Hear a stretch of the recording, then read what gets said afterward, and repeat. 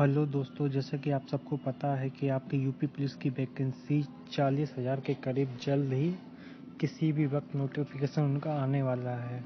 जो हमारे RWA मतलब रोजगार विद अंकित चैनल ने जो अपनी बुक लॉन्च की है, हमने उसका मैथ सॉल्यूशन करने का फैसला लिया है। तो आज से हम जो भी हमारा मैथ की जो बुक है उनके सारे कंप्लीट सॉल्यूशन मैं इस चैनल पर करवाऊँगा, जिससे आपको आने वाले एग्ज़ाम में कोई परेशानी का सामना ना करना पड़े।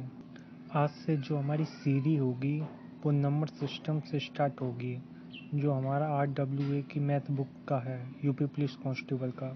चलिए, जो हमारा मैथ का पहला प्रश्न है करते हैं। देखो, पहले ऑप्शन इस क्वेश्चन ने जी कहा, निम्नलिखित में से कौन सा कथन असत्य है। असत्य है। हम अपना कलर चेंज कर लेते हैं। असत्य है। तो हम लोग क्या देखेंगे इसमें, देखो ऑप्शन ए उठाते हैं। दो सम संख्याओं का योग और अंतर और गुणनफल सम होता है। दो सम संख्याओं का योग 2 + 6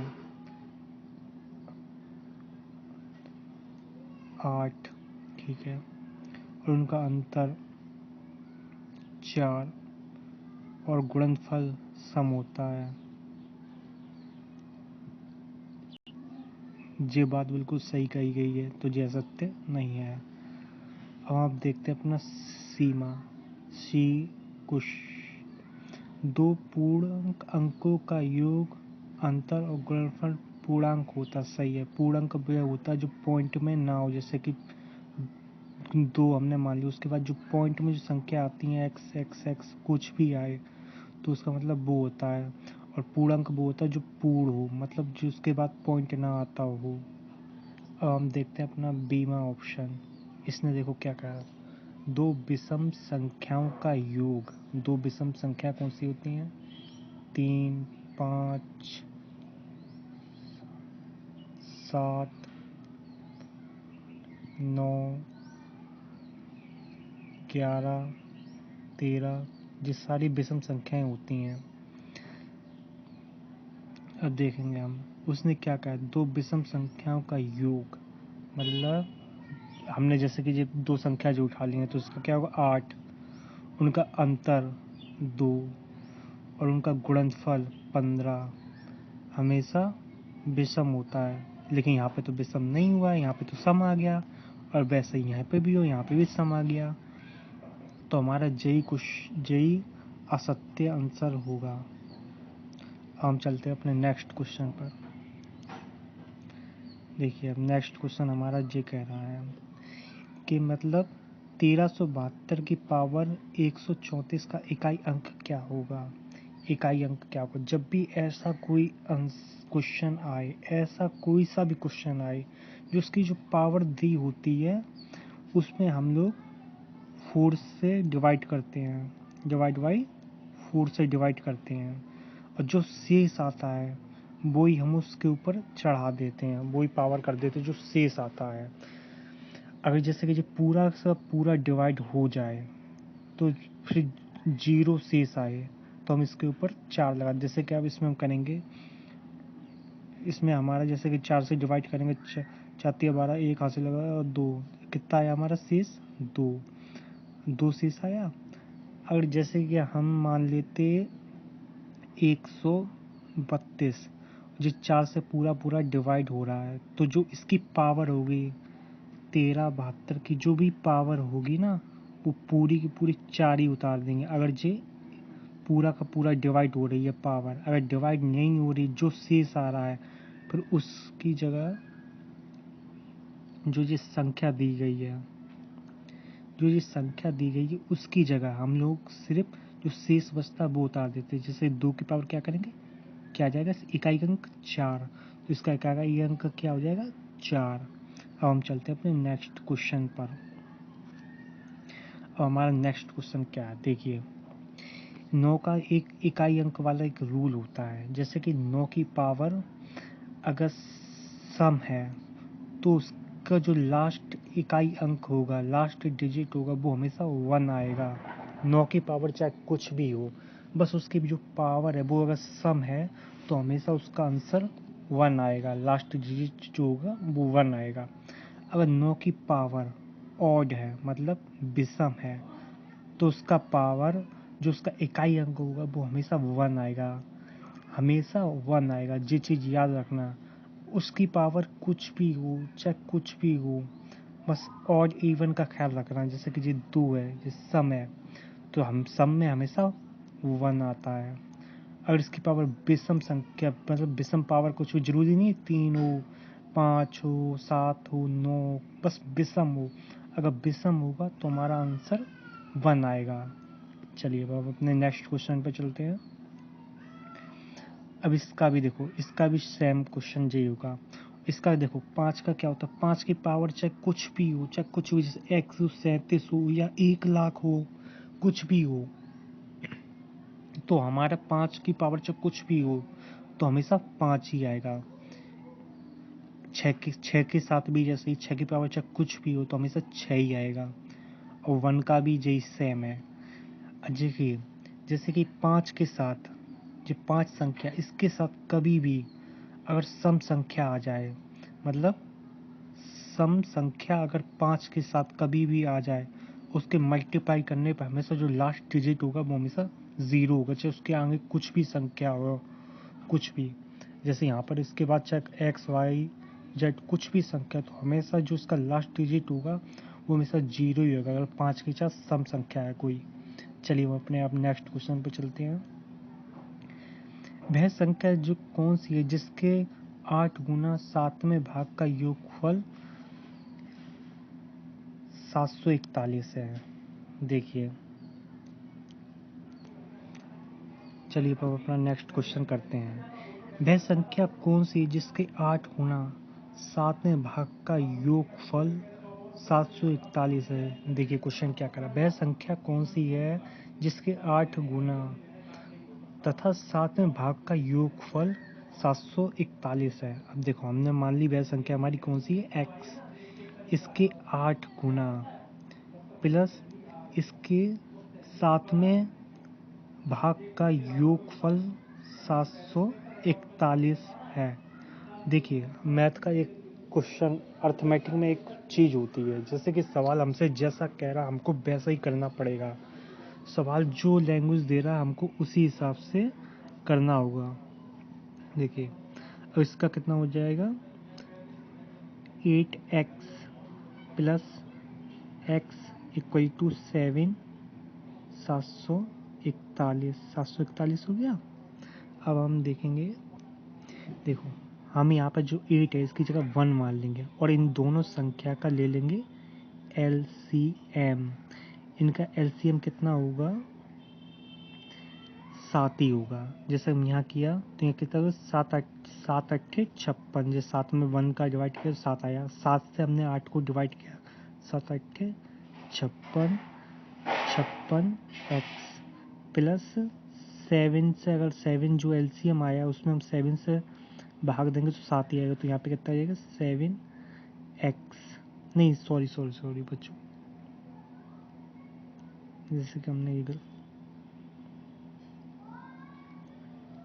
देखिए जो हमारी जो संख्या दी गई है 56x प्लस 7 का यहाँ कितना आया x, यानी कि 1 आया, और हमारा इक्वल टू में कितना है 741। अब मुझे कितना हो गया 58x इक्वल टू 741। अब 758 में हम देखो डिवाइड करेंगे, जी हमारा जो हम यहाँ पे देखो जगह नहीं बची तो हम लोग इसे यहाँ कर लेंगे, 58x प्लस नहीं इक्वल टू 741 में हम ये 19 से जा रहा है, इसे शॉर्ट कर लेते हैं। 19 दिया 58, 3x इक्वल टू 19 दिया, नहीं सॉरी 57 था हमारा, 19 दिया 57 और फिर यहाँ पे करें 19 दिया 57, बचा कितना हमारे पास 17। अब 17 बचा है, 17 लास्ट का डिजिट कितना बचा 1, यानी कि 171 में जब हम 19 से डिवाइड करेंगे कितना आएगा 9, यानी कि जो x की वैल्यू है वो आ गई है 13। अब हम लोग जो x की वैल्यू वो हम लोग इसमें पुट कर देंगे, जैसे कि हम इसमें पुट करेंगे कितना आएगा 104 प्लस 13, इसमें वटे में कितना है, यहाँ कितना वटे में 1 है। फिर जब हम इसमें अभी जो नीचे जो संख्या है इसका एलसीएम लेंगे, इसमें कितना हो जाएगा 728, 1 से 7 में जो एलसीएम आया है इसमें 1 से करेंगे कितना आएगा 728 के बाद जो उसका 7 है इसमें करेंगे प्लस 13, कितना हो जाएगा 741। हमारे जो क्वेश्चन है ये कुछ ज़्यादा लेंथी हो रहा है, तो हम इसको एक दूसरा तरीका हो रहा है बाई ऑप्शन, तो हम उससे करने की कोशिश करते हैं।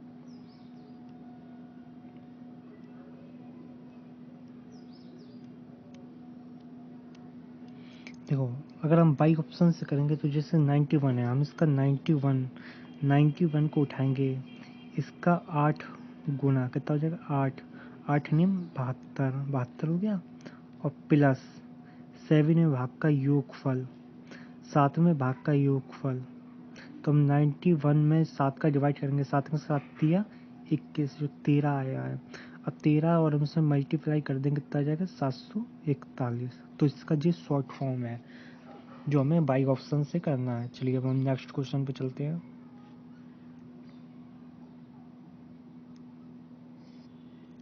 चलिए अब जो मुर्गी बकरी वाले क्वेश्चन आ गए, अब हम इनको करने की कोशिश करते हैं।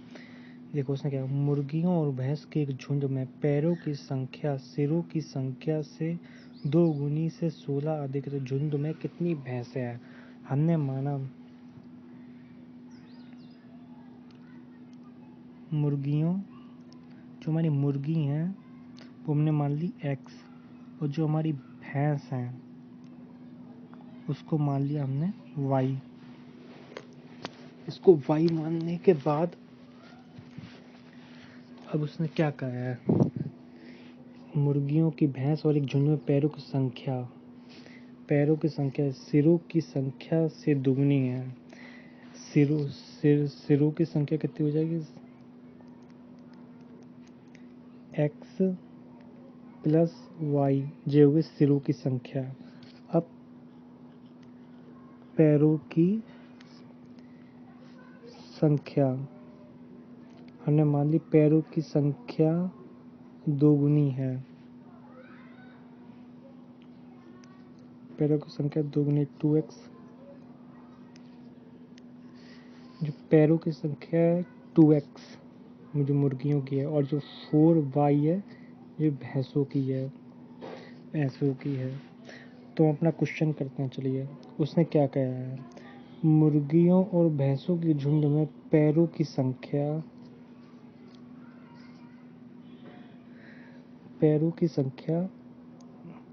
2x plus 4y equal to सिरों की संख्या के दुगुने, सिरों की संख्या के दुगने से 16 अधिक है। तो झुंड में कितनी भैंस है, चलिए हम भैंस निकालते हैं अपनी। 2x plus 4y equal to 2x plus 2y equal to plus 16, जो 2 से 2 कट जाएगा, y इक्वल टू जे इसका जो y है जो यहाँ चला जाएगा, तो ये कितना हो जाएगा 2y इक्वल टू 16, फिर y इक्वल टू कितना आ जाएगा 8, यानी कि भैंसों की संख्या हमारी आ गई 8। अब नेक्स्ट क्वेश्चन पे चल रहे हैं। दो संख्याओं का योग 40 और उनका अंतर 20 है। जो इस तरीके का क्वेश्चन होता है जिससे बाई ऑप्शन ही होते हैं, इसका कोई और अलग से कर नहीं सकते हम लोग, सिर्फ वाई ऑप्शन ही होते हैं। जैसे कि हमने इसने क्या कहा, दो संख्या का योग 40 है। जो हमारी जिस चारों की चारों संख्या इन सभी का योग 40 नहीं, इसमें से इस वाली संख्या का योग 40 नहीं आ रहा है, इसका 40 आ रहा है, तो यानी कि ये हमारी संख्या नहीं हो सकती है। इसका 40 आ रहा है और इसका नहीं आ रहा है, सिर्फ इन दोनों संख्या का आ रहा है। अब इन दोनों संख्या में हमें देखना होगा, और उनका अंतर 20 है। इनका अंतर 20 आ रहा, नहीं आ रहा, 10 आ रहा है। इनका अंतर 20 है, हाँ है, तो हमारा यही ऑप्शन होगा। चलिए हम चलते हैं नेक्स्ट क्वेश्चन पर। अब वो क्या कह रहा है, 1372 में 3 का स्थानीय मान क्या होता है, यानी कि प्लेस वैल्यू। जैसे कि ये संख्या दी गई है 772, इसकी हमसे पूछा 3 का स्थानीय मान। स्थानीय मान मतलब वो होता है इसकी जो संख्या है वो राइट साइड से हम लोग 0 0 0 कर देंगे। जो इसका स्थानीय मान होगा वो इसका 300 हो जाएगा। जो पीछे की संख्या उनको हम 0 0 लगा देंगे, और जो जहाँ से वो है बस वहीं से 3 लिखकर पीछे जो भी संख्या है उसका 0 0 बना देंगे, वही हमारा स्थानीय मान हो जाएगा। ठीक है, चलिए अब हम अपने नेक्स्ट क्वेश्चन पे चलते हैं। निम्न में से कौन सा अभाज्य संख्या है। देखो, अभाज्य संख्या वो होती है जो खुद से कटे और एक से कटे। ऐसी कौन सी संख्या दिख रही है जो खुद से कट रही है और एक से कट रही है और किसी से नहीं कट रही। हमारी जो दो संख्या है वो एक से भी कट रही है और दो से भी कट रही है और किसी से नहीं कट रही है। और जो पांचवी संख्या है वो खुद से कट रही है और एक से कट रही है और किसी से नहीं कट रही है। 3 है वो खुद से कट रही है और एक से कट रही है, जे है। और जे 1 है वो खुद से ही कट रही है और किसी संख्या से नहीं कट रही है। यानी कि 1 है, इसमें सिर्फ एक चीज़ आ रही है, मतलब 1 आ रहा है कि जो खुद ही से कट रही है और इसके पीछे कुछ नहीं आ रहा, तो हम लोग को यही होगा, हमारा अभाज्य संख्या नहीं है। चलिए,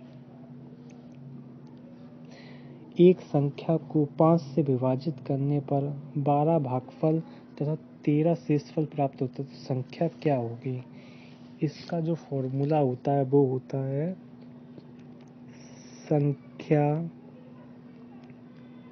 बराबर भाज्य गुणा भागफल प्लस शेषफल, जो इसका फॉर्मूला होता है। उसने क्या पूछा है, संख्या पूछी। देखिए, संख्या की जगह अब हम करेंगे अपना भाज्य कितना इसने दिया है। देखिए, जो भाज्य है वो हमारा कितना दिया गया है, 5, और भागफल कितना दिया गया, 12, और शेषफल कितना दिया गया है अपना, 3। तो हम लोग कर लेंगे इक्वल टू में नंबर जो भी हमारी संख्या आएगी, 12 पंचे 60 प्लस 3 इक्वल टू 63, यानी कि जो हमारा नंबर होगा वो 63 होगा। Right option B. हम आते हैं अपने 11 क्वेश्चन में। देखिए, अब उसने क्या कहा है, 20 से 45 तक सभी पूर्णांकों का योग क्या होगा। मतलब जो हमारे 20 से लेके 45 में जो भी संख्या आ रही हैं, 21, 22, 23, 24, 25, कोई भी इनके बीच आ रही है, उन सभी पूर्णांकों का, पूर्णांक मतलब जिसमें पॉइंट ना हो, जो भी आ रही है उनका योग क्या है। हमने योग निकालने के लिए हमारा एक फॉर्मूला होता है, योग बराबर औसत इक्वल टू नहीं गुणा कुल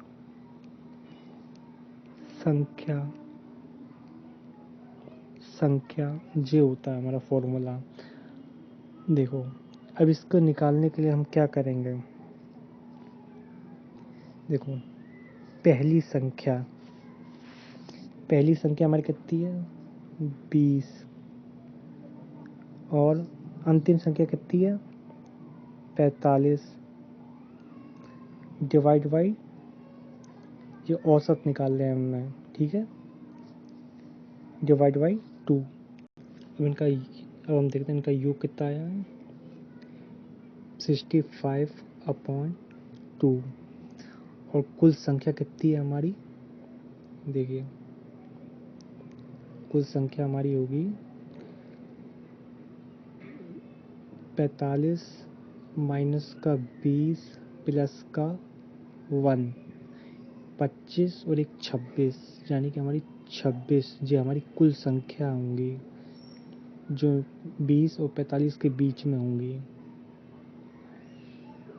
26 65/2 गुणा 13 आया। अब इसमें करेंगे 13 पंचे 65, 13 पंचे 65 की 5 हाथ से लगी 6, 13 छिंग 78, 78 और 6 84, जो इसका आंसर होगा ये होगा। चलिए बच्चों, अगर आप जैसे कि आपको ये वीडियो पसंद आती है तो प्लीज़ चैनल को सब्सक्राइब करें और शेयर करें। ऐसे ही आगे मैं और भी जो बुक के क्वेश्चन है उनका सभी का सॉल्यूशन करवाऊंगा A to Z, जिससे आपको पेपर में जो हमारा यूपी पुलिस कांस्टेबल का जल्द से एग्ज़ाम होने वाला पेपर वैकेंसी आने वाली है उसके लिए, तो उसके लिए एक बेहतरीन सी तैयारी करने के लिए मैं एक तैयार करवा दूँगा। बेशक आज मेरा पहला दिन था, इस वजह से मुझे थोड़ा दिक्कत हुई है, लेकिन मैं समझिए मैं आपकी पूरी कंप्लीट बुक का सॉल्यूशन कराऊंगा जिससे आपको परेशानी ना हो। क्योंकि जो बुक के पीछे जो आंसर लिखा होता है सॉल्यूशन, वो कहीं कहीं समझ में नहीं आता, इतना खतरनाक आंसर उसका लिखा होता है जो समझ ही नहीं पाते। तो मैं कोशिश करूँगा कल से आपको बहुत अच्छे से अच्छा करवाने की और बहुत अच्छा सॉल्यूशन करवाने की। तो प्लीज़ मेरे चैनल को सब्सक्राइब करें प्लीज़, एंड सब्सक्राइब करें, शेयर करें प्लीज़, क्योंकि मैं आने वाले समय में आपकी पूरी बुक कंप्लीट करवा दूंगा। प्लीज़ चैनल को सब्सक्राइब करें।